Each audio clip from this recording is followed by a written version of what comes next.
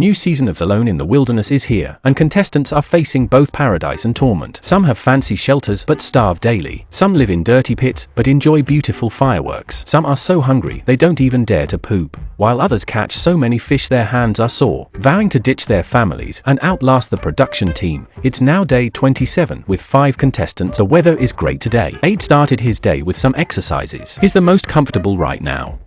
Even though his shelter isn't the best, Aid eats fish daily. When he's bored of fish, he can pick herbs nearby. The place is full of vinegar ginger grass, enough to last a lifetime. The sun is blazing today, so Mate took his quilt out to dry.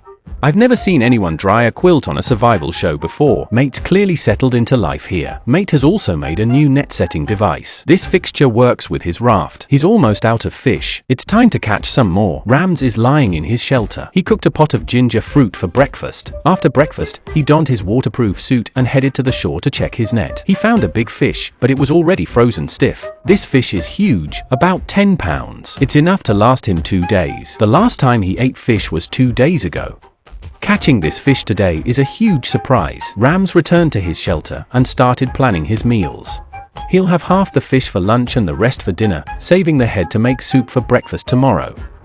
Lee sits by the fire, drying his feet. It's been raining for days, leaving everything damp. His wet socks are uncomfortable. Whenever he heads out to work, his socks and shoes get soaked. Drying them by the fire helps a lot. Fleming faces the same issue. His socks are so wet you could wring water out of them. It's basically like wearing wet socks. You could pour a cup of tea out of his shoes. Even with soaked shoes and socks, they keep wearing them. Fleming went to the shore to get water and check his shoes waterproofing. Whenever Fleming wades into the water to set the net, his shoes get soaked. He thinks his waterproof shoes are leaking and finds the leak. The solution is easy. Just burn some glue and patch it up. Overall, it's not a big problem. Rams is cooking fish soup in his shelter. Now that the weather is cold, the demand for food is increasing. Even without any seasoning, when you're hungry, a bit of meat tastes delicious. Rams took his cooked fish outside to eat, enjoying the great weather and scenery. Rams sure knows how to savor the moment. While eating, he chatted to himself, claiming today's catch was his biggest ever. He had only seen such fish on TV before. Eating it felt different, and having meat gave him more energy to talk. He felt his mind was sharper too. Even though the fish had no seasoning and tasted quite fishy, Rams still found it delicious. You can picture how starved the contestants are out there. On day 28, Mate was jolted awake by mice in the dead of night.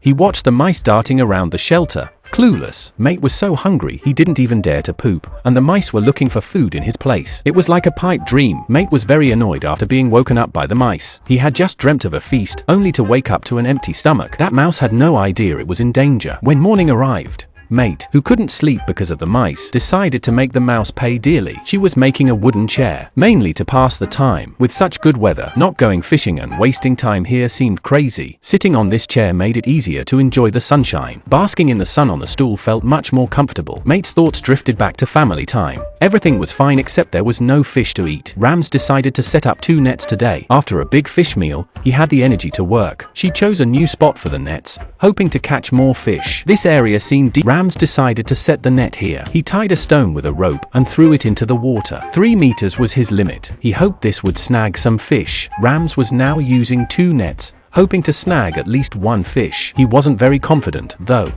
He still hoped to catch some fish. Fleming finally fixed his shoes by taping them with duct tape.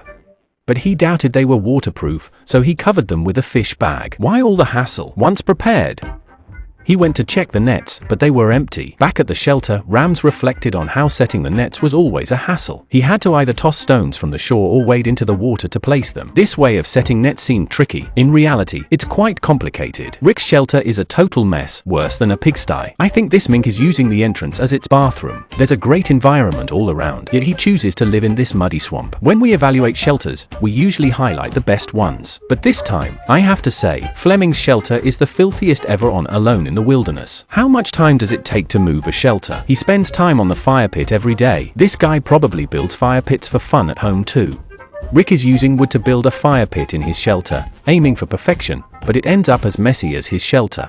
Can you believe his shelter is just a muddy mess? He must have peed on it a lot. Meanwhile, Mate's shelter is gorgeous. Mate's shelter is so nice it even has a fireplace for cooking inside. Ram's place is also great, with lots of firewood to keep warm at night. Fleming's shelter can also cook food. It has a wooden rack on top that can be used to smoke fish. Fleming and Mate eat fish every day. They both have ways to go out and fish, and their catches are quite good. Now, Fleming plans to leave a net out for 2 days before collecting it. This should boost the odds of catching fish with less effort. On the 29th day, Mate is up early, gathering fish by the shore. Of course, the catch is quite ideal. Today, he caught many big fish again. Every day, he gets a lot of fish. Mate is the front runner right now. If he keeps up his current pace and doesn't get homesick after a good meal, he's set. Fleming is full and shaving. He really knows how to enjoy life. Meanwhile, although Mate lives well, he hasn't caught any fish, even though he's been setting nets and fishing non-stop. Not many contestants are lucky enough to eat fish daily. After processing the fish, Mate sits by the shore in a daze. It seems he's not used to suddenly becoming the richest man in the wilderness. What worries me isn't the contestants going hungry, it's their overthinking. Rick heads to the shore, grabs the net, and catches a big fish. This big fish is enough for a full meal. Squeezing the fish hard, he can get a lot of white liquid out. Rick thinks it's the fish's poop. He keeps handling it by the shore, and the fish slips away. Damn, that really cracked me up. This guy is purely here for laughs. It's now the 30th day, and Fleming is at the shore early, facing the northwest wind. Today's northwest wind is freezing. The Fish King hasn't checked the net in 2 days, but he's planning to do it today. Fleming always floats on the water when he checks the nets. If he falls in, it would be quite thrilling. He's caught only small fish twice in a row, which is really disappointing. Fleming is sitting in his shelter, starting to feel anxious. Mate finally had some luck fishing today and caught an eel, but Mate isn't too thrilled. She's not sure if it's safe to eat, but she has to try for survival. This eel is a rare protein source for her. Mate can't stand the eels wriggling. She waits for it to stop moving before touching it, having no experience with eels. This little task took her hours. If it were me, I'd have eaten it already. She chopped the eel into small pieces. She still hasn't decided whether to eat it. Today, Mad plans to build a smoker to preserve any extra fish. He plants wooden poles in the ground and sets a rusty iron plate on top. With a fire below, the simple smoker is ready to smoke the fish. This is probably the simplest smoker I've ever seen. Fleming is now facing a food shortage. He didn't catch any fish today, and his nets are still drying. This means no fish for tomorrow either. The wind and waves are making fishing tougher. Rico's shelter is always flooded. Rico's shelter is a mess, worse than a pigsty. Rams thinks he's doomed without fish, but keeps whining about the eel daily. The pot's already on the boil. Despite what they say, the eel smells better and better. He can't wait any longer. Tonight, Mad is having a feast. He's living the best life right now. Mad has no thoughts of going home. After all, he's eating and living well here. On the 31st day, the show's boat appeared again. Last night, Lee's feet froze stiff, and today he can barely walk. I can't fathom how he survived in that shelter for 30 days. Now, Rick feels like his legs are rubbery, probably numb. Staying in a mud pit every day doesn't help much. Rams isn't doing well either. His old back pain is acting up. Occasionally, he catches a fish, but food supply is the biggest issue. Rick feels his body is in terrible shape, worse than ever before. Now, both Rams and Rick might quit the competition. So, who will it be? Turns out, Rams is the one to quit. He feels extremely hungry, and his body can't take it anymore. He's also starting to feel depressed here. He has family waiting for him, so he can't ruin his health here. Even though Rams sometimes caught plenty of fish, he's been starving for ages. It's no wonder his body is giving up. At least he's faring better than those who left due to homesickness. Only 4 contestants remain now. I think Rick might be the next to leave.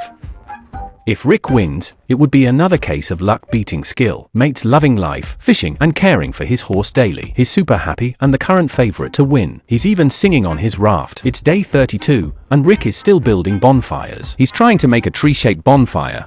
You'd think he was building a rocket. Each bonfire looks better than his shelter. I really don't get it. How does he manage in that shelter? He just sets up the wood, grabs some charcoal with his gloves, and gets the fire going. He places it under the wood to ignite it, like a wood stove. The fire burns intensely. Rick is skilled at building bonfires. His only joy seems to be building bonfires, purely for aesthetics. It's now day 33. His shelter is always stunning. To pass the time, he tackles one task daily. Next up is making a rain shield for his woodpile. This will keep the wood dry when it rains. Mate's building skills are top-notch. Her wooden shelter is also very well built, but her luck isn't great. She's been hungry for a long time. Fortunately, she's a girl.